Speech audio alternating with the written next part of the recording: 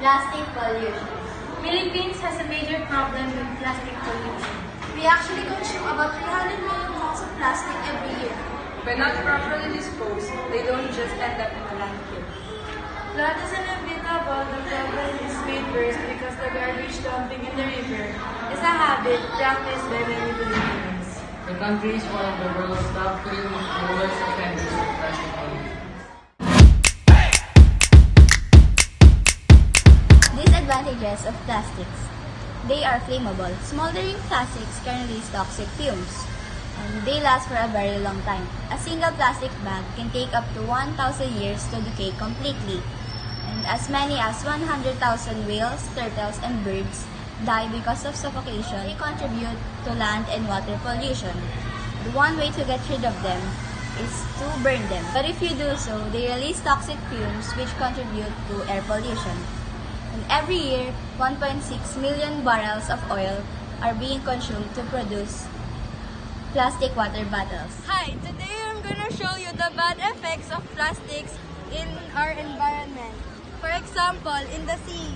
If there are so many plastics in the sea creatures will eat them and will die.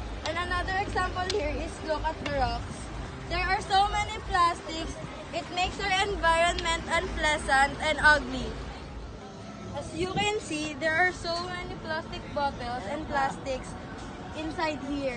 They make our drainage clog and will cause floods, and the floods will get higher. So the main damage of plastics in our environment is both land and water pollution.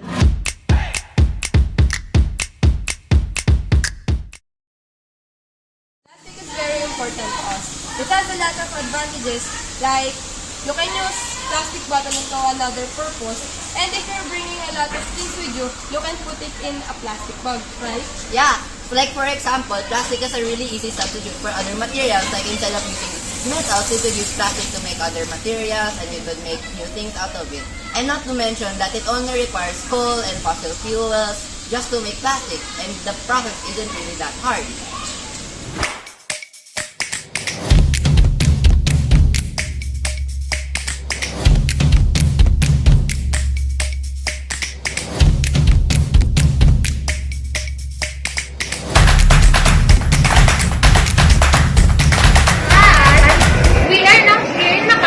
Where they're implementing the plastic bag.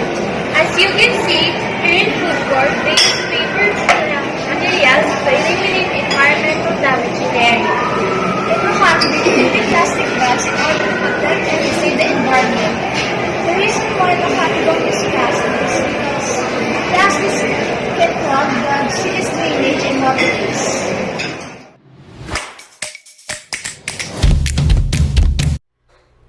Now, let's discuss on ways on how to reduce plastic usage on our daily life. Examples of which are number 1, avoid using plastic bottles. Plastic bottles are thrown away after drinking the content inside of it. A solution to this is bringing and using water bottles instead, preferably stainless steel. Number 2, avoid using straws, specifically plastic straws. Straws are on the top 10 list of plastic products that destroys marine life. We can save Nemo and his friends by drinking directly to our glass or using stainless steel or paper straws instead. Number 3, using glass containers for storage of food and leftovers. Using plastic containers for microwaving food is really toxic and harmful for your health. Using glass or stainless steel containers doesn't just protect the environment, but also your health.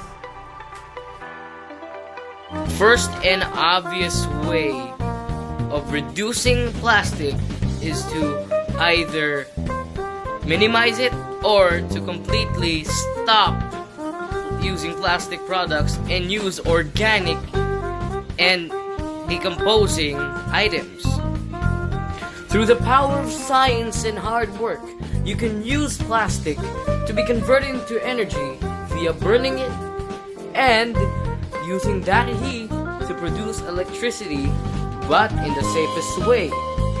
This practice is done by Singapore, and my opinion that anyone can do this as long as they have the hard work and the solutions and ways.